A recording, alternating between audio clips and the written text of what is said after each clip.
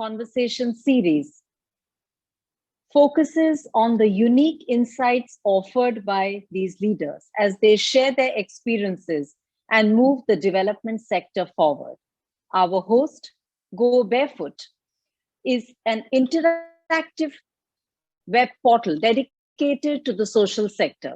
It brings together individuals, NGOs, NPOs, and the CSR arms of organizations with the mandate of creating a one-stop information website for both knowledge sharing and networking. We are supported in this initiative by Catalyst, an NGO which is preparing young women for leadership roles, thereby bridging the gender gap in the Indian workplace. Also, we are supported by third sector partners, India's only executive search firm exclusively for the development sector. Our guest today is one of the most known faces in this sector. I would like to welcome Anshu Taneja, Country Manager, VisionSpring India. VisionSpring is a global social enterprise that provides access to affordable eyewear to citizens across the world. Anshu is an MBA from Said Business School, University of Oxford, and a science graduate from St. Stephen's College, Delhi.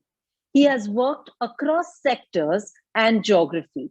He started his career in the corporate world with Carl Stores and moved to Johnson & Johnson before switching to the development sector.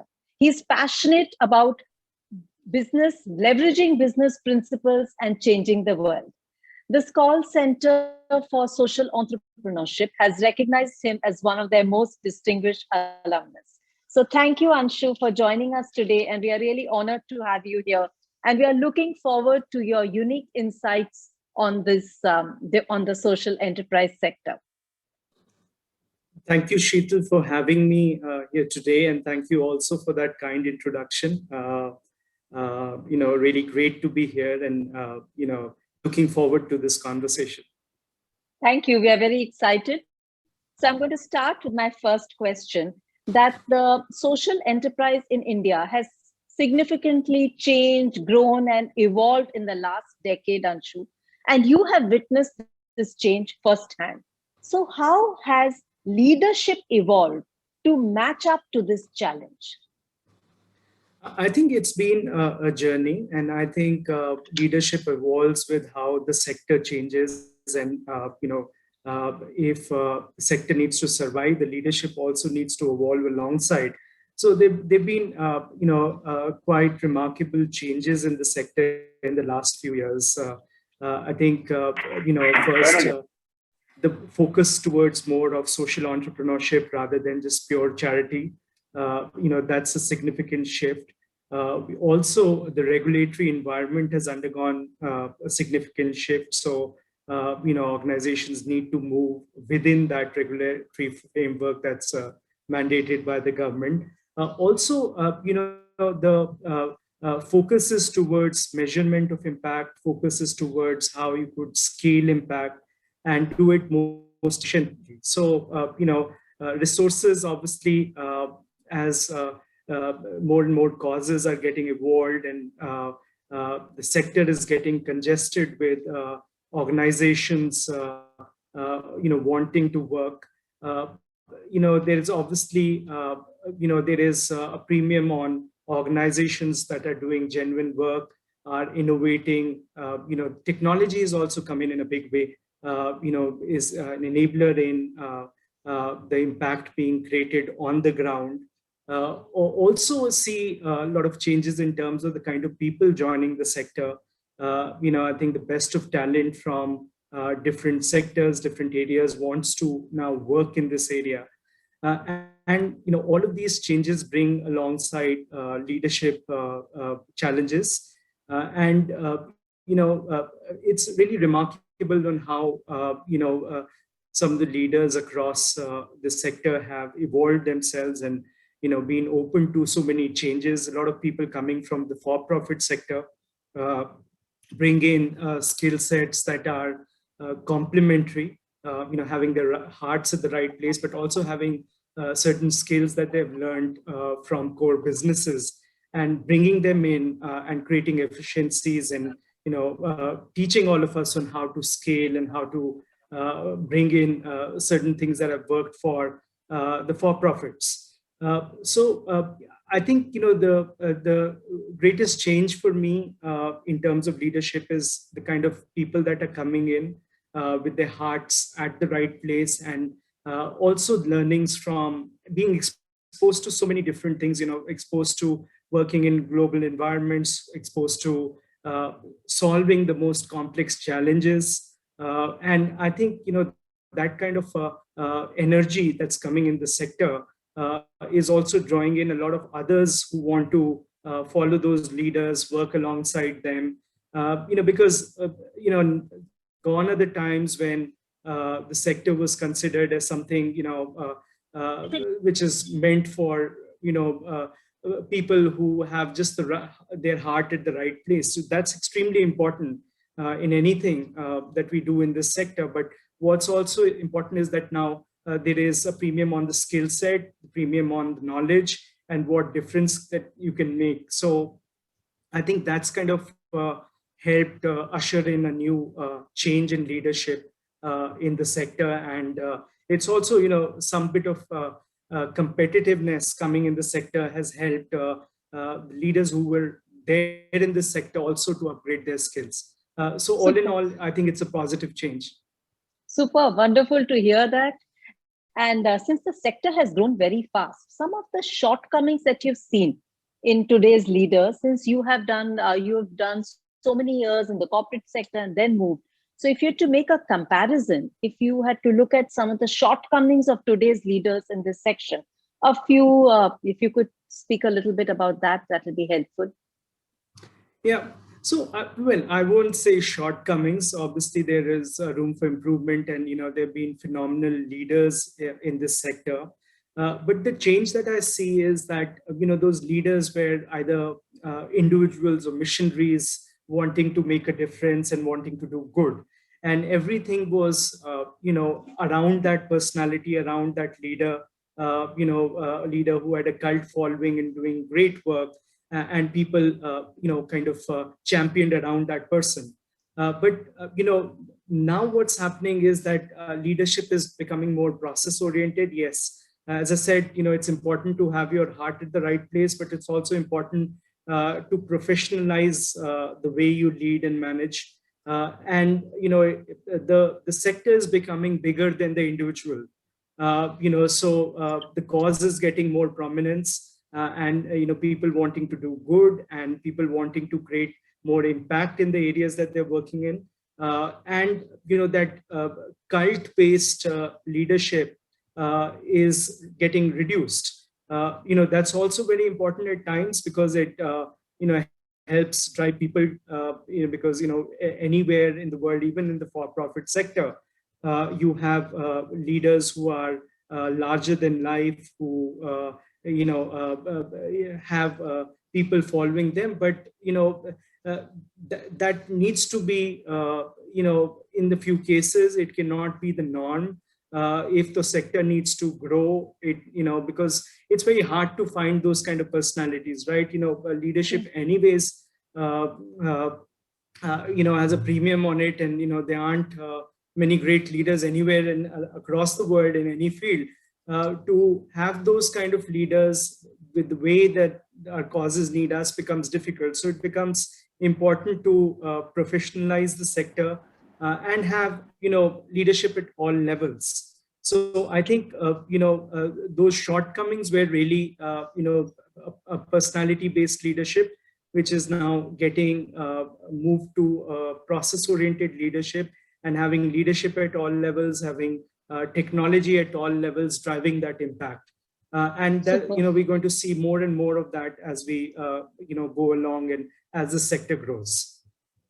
Wonderful. Thanks. I agree with you that we need a strong pipeline for leaders, and it has been developing and growing and maturing. So yes, the future looks bright. Now, my next question to you is that the divide between social and corporate sector is breaking. What is your view on that? Yeah, I think, in an ideal world, there shouldn't be any divide.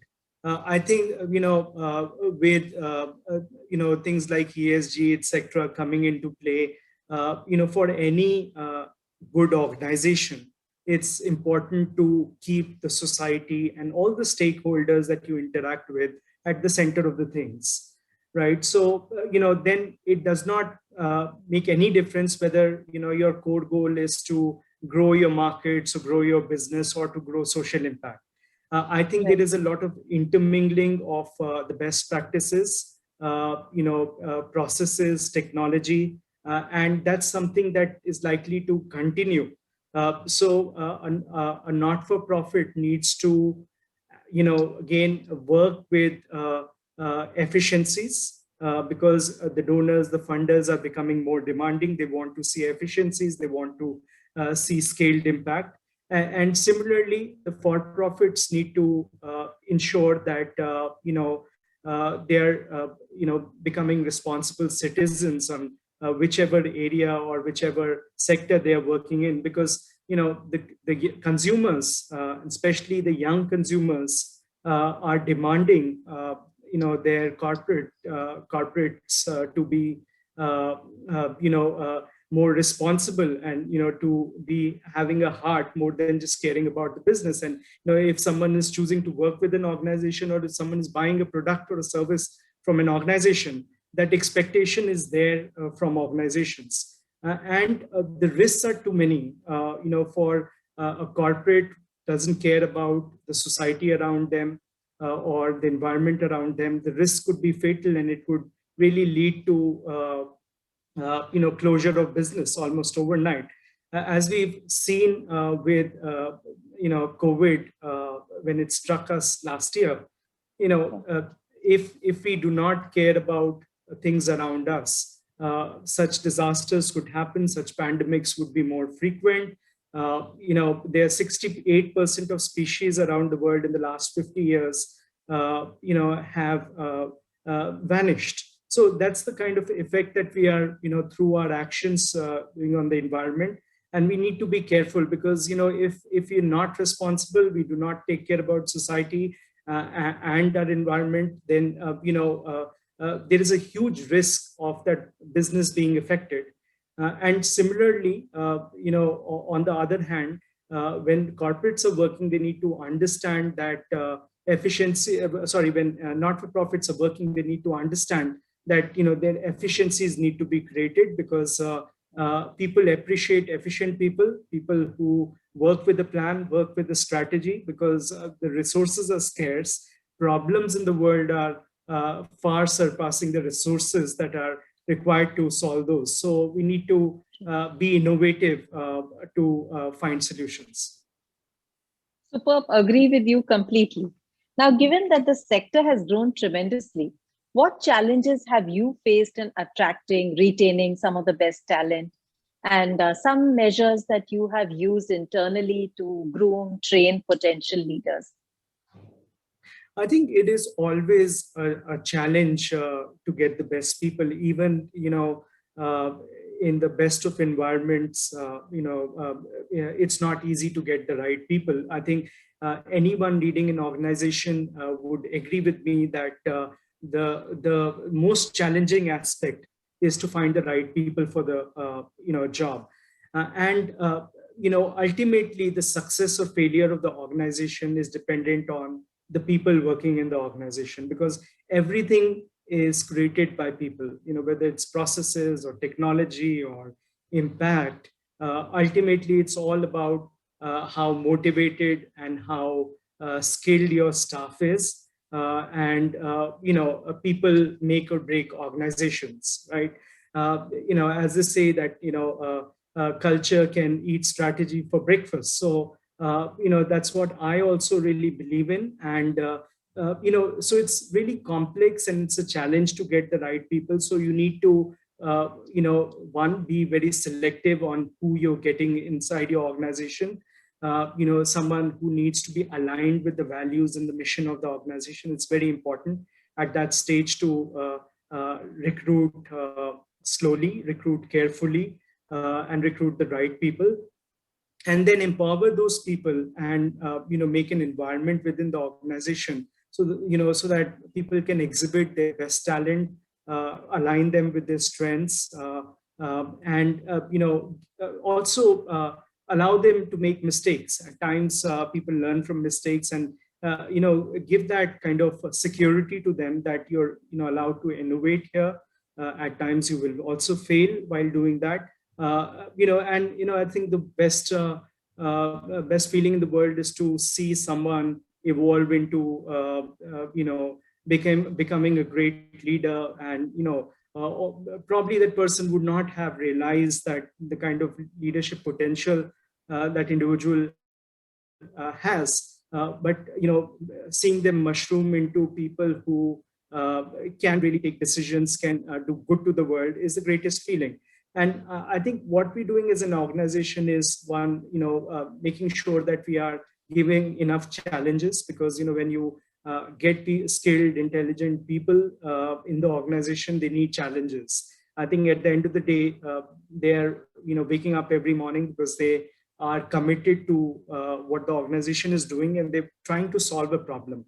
Again, just having your heart at the right place is not enough. You need to work extremely hard. You need to keep thinking on how you will solve this challenge, because people again join because of alignment with the cause, but they stay because they're getting to solve complex challenges. And then you take care of people in terms of ensuring they have a good work-life balance, ensuring that they are in a happy space, creating an environment where they like to work with colleagues, and it's more fun at work, because when people are happy, they obviously in a state to produce their best. So that's what we're trying to do, and also getting in a lot of best practices from global organizations, from across sectors, and benchmarking ourselves with others, so that we ensure that people are happy to work with us, and work with us for a longer term, and give them opportunities to showcase their talents. Superb. That's a lot of advice. And from the organization's perspective, now you have worked both in the corporate sector and in the social sector. So, what advice would you like to give a young person who's joining the sector on how they can grow and manage their career in this sector? I think, you need to be aligned to something bigger, in any job. Why this sector? If any great organization has been built across any sector, it's because someone wanted to make a difference with that product or service or solution or cause. And that's how great organizations are built. So you need to have a long-term orientation on what is the problem that you're trying to solve, and whether you're committed to solve that problem in the longer term or not. And then, once you're committed to solve that problem, you are willing to put in the hard work, and also understanding that, this sector is probably posing you the toughest challenges that you would get anywhere. It's the resources are scarce, the problems are huge and never ending. In even in a few lifetimes, some of these issues will not get solved. So if you're committed to the longer term, you like,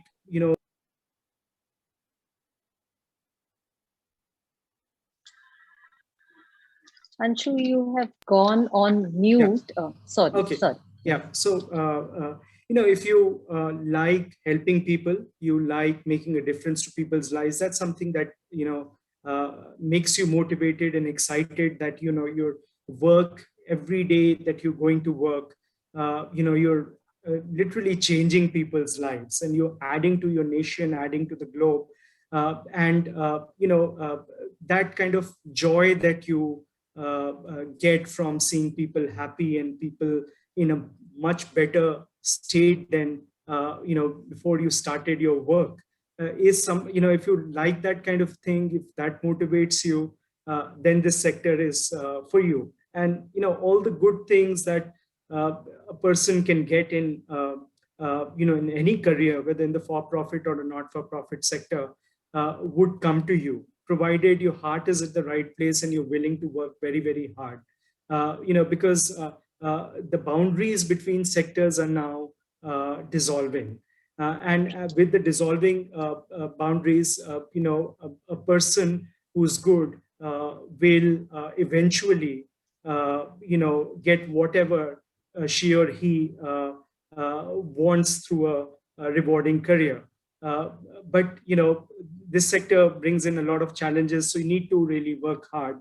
And I'm sure everyone working in this area would, at some time or the other, feel that, oh my God, this is too much to handle, and should I quit, and should I go for an easier job? But if you can persist, and if you can face those challenges, if you can motivate yourself at those times when things are low, it's much more fulfilling and rewarding than any career that anyone can imagine. And you get to interact with really wonderful people who are bright and smart, and who, with their ideas and the work that they have done on the ground, are really idols that people can look up to. And being with people like that is really a great learning experience, which you probably not get in any other sector. Very true. In fact, you are very well networked. And you mentioned that, interacting and engaging with people at various levels is very interesting. So how important is networking for a young person in this sector? And if you could just offer a couple of tips on what you have done to for your personal brand or for the organization, that will be wonderful.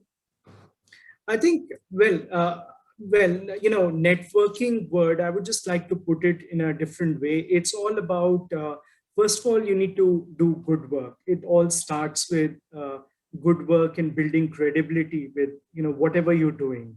At whichever level you are there in the organization, you need to, through the organization or through your personal work, build credibility and trust. Because, true relationships are built when people trust you, and people like you, and people want to associate with you. So it all starts with that. And then it's all about, you generally wanting to interact with people, learning from people, because again, you're solving complex challenges, and you don't have all the answers. None of us has all the answers. If we had all the answers, for example, VisionSpring, we touch 1 million people a year with glasses. There are 550 million people in India requiring a pair of glasses. So, if I start thinking that we have all the answers, then, we should have probably reached all those people. So we don't have all the answers. We never have all the answers. So, that makes us look outwards to people, saying that, if someone's done some good work, some best practice, how can we learn from them? How can we associate with them? Or if we see someone struggling with something, can we go up, and help those people? Can we form partnerships? If there people, multiple people or multiple organizations trying to solve a particular problem, can we join hands and work together? And can we use our complementary strengths to leverage and work on that problem? So it all starts with the fact that you would want to solve a problem, and for that you want to associate with people, and you like being with people because you learn from them, and hopefully they also get something from you and from your experiences. So I would rather put it this way, that it should start with an intent, from within you, and not necessarily just looking out that I need to network. I need to associate and help people, and be helped by people. I think it should start with that. And then you lead to a good place. You associate with a lot of people. Superb. That's wonderful. Now, donors also have their requirements have changed. Their concept of return on investment has changed. And in the last decade, they require much more transparency. So what is your view on that? What have you noticed in your sector?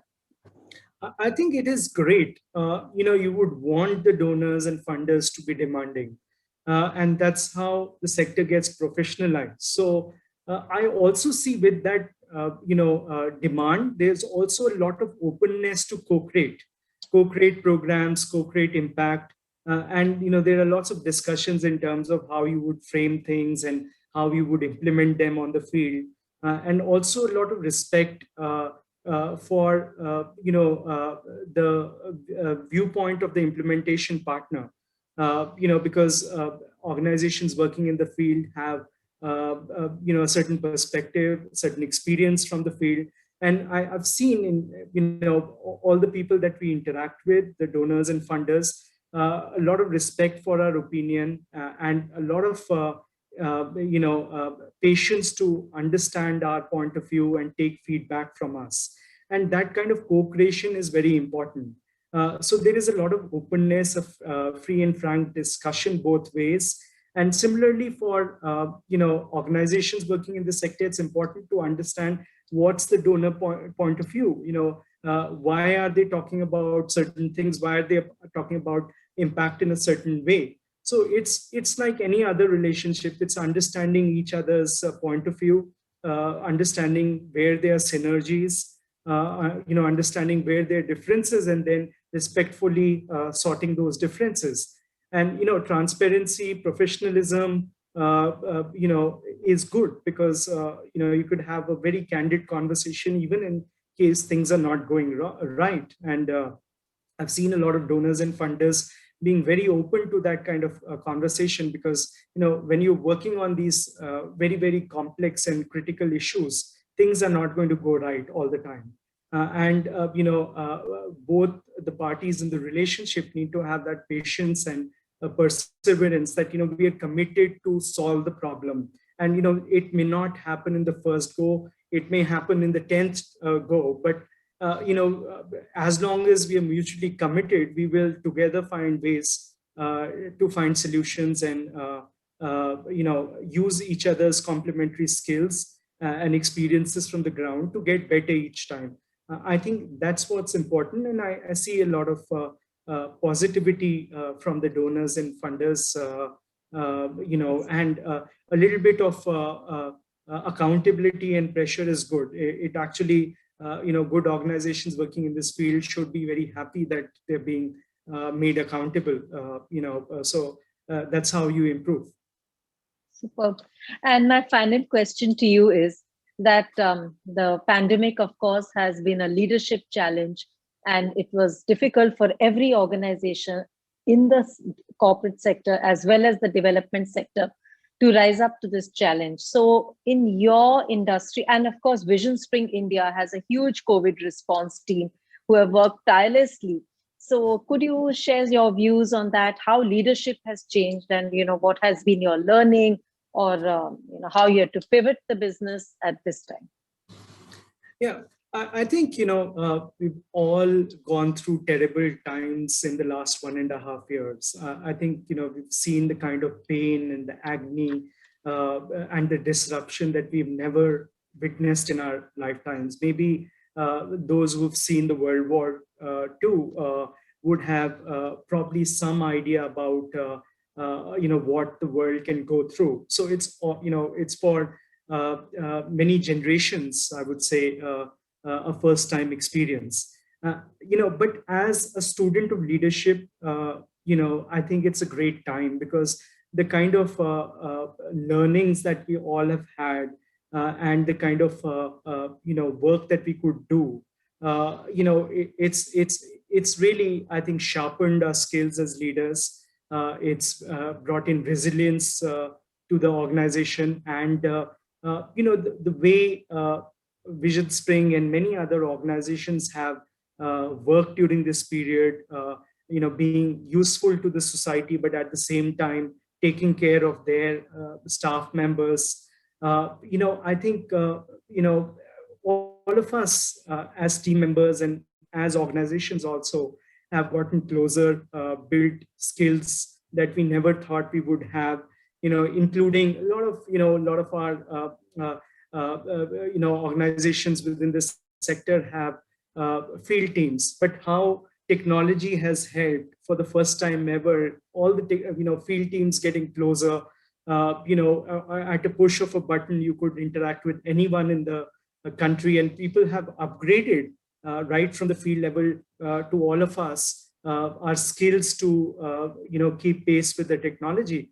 And we never thought that we could also remotely conduct our work, but here we are. So I think these are the skills that we would and positives that we would take from this period. How we've leveraged technology and how technology can be leveraged in ways we never thought of. How people can show resilience even in the worst crisis, even at great risk to themselves. That spirit of adding value to the society, doing something for the mankind, even though there are risks, personal risks to yourself or your families, and also all the stakeholders, whether it's corporates or NGOs or the government, acting like one, getting together with a common set of values and mission, and trying to solve the problem. I think that kind of unity is not seen anywhere before. And that brings in a lot of positives. Also, how all of us have dealt with, huge unpredictability, because, there is a start and stop happening. You start your work, you're working on something, and then suddenly there is a wave that hits that area. You need to stop, and then you need to change your plans again, begin afresh with a change strategy. So I think it has made all of us think on our feet, made us leaner and more efficient. Obviously on the downside, several of the sustainable development goals may be pushed back by several years. And all of us now need to take lessons from this crisis to work harder, to work in a more systematic way, and work also smarter on how we could catch up on some of the lost time, and make sure that we use technology and innovation to, over the period of the next couple of years or so, catch up to the impact that got lost as a result of this crisis. But I also see, being an eternal optimist, I see a lot of positives coming out of this period. Despite never seen before loss and pain. And I think that also helps us become more sensitive. And it will also draw a lot of people to this sector, because people have realized that how important it is to take care of our environment or our society and work on these causes. I've seen a lot of people who've had a change of heart, that it's not just about growth, or it's not about bottom lines, but it's really about adding value to the world. Because especially as I work in the health sector, the age-old saying, health is wealth. So that's really come to life. There is no health, and if we do not care about our planet, everything can come to a standstill. And we need to be socially conscious for ourselves, and not for the earth. We hear things like, we'll save the environment, we'll save Earth. Now, Earth is 4.5 billion years old. Human beings the average age of a human being is 72 years. So, we'll not be in a position to save Earth. Earth is pretty capable of saving itself. What we need to do is save ourselves by being responsible in terms of how we interact with Earth. Otherwise, Earth will have its own ways of putting us back in its place, back in our place. Superb. I agree with you completely. The amount of flexibility, empathy that leaders have shown, and the ones who have emerged as winners. So that's wonderful to hear your views. We have time for just one question. And the rest, of course, we will send to you, and the Go Barefoot team is going to ensure that all our listeners' questions are answered. So I would request Sakshi just to come online and ask you that question, and then we will wrap up. Sakshi? Thank you so much, Shital. So we have received a lot of questions from our listeners. So one question for today that we have for you, Anshu, is how do you encourage creative thinking within your organization? Sure. I think, the creative thinking comes from putting people in a position where they're trying to solve a complex challenge, right? Creative thinking comes in, environments that are, where there are scarcity of resources. So you put an intelligent person with the right skill set and a right attitude in a setting of scarce resources, give a complex challenge, and you see creative thinking happening. So challenges are the crucible of creative thinking. And you need to just pair people with the right set of challenge, ensuring their heart is into it, and their skill set can help them solve that challenge if they are able to innovate. So I think there is no best teacher of creative thinking than real life solutions. No amount of theory or reading can help you come out with creative outcomes. And I think it's also about having a solution oriented mindset. So when you have a solution oriented mindset, and if you build that in in the organization, a culture where people are thinking about solutions and not problems, creative thinking has to come, because you cannot continue in the organization till you think creatively and find solutions. So it's just pairing a person with the final outcome, which is a creative solution, and letting them solve issues for themselves. Superb. So thank you so much, Anshu, for your sharing such wonderful, unique insights on leadership. I'm sure our audience have benefited tremendously from this session. A big thank you to our viewers for joining us today, and we look forward to staying in touch with you. So stay safe, get vaccinated, and looking forward to staying in touch. Thank you. Thank you, Shital. Thanks for having me here, and thanks for everyone for patiently listening to us. Right. Thank you. Thank you.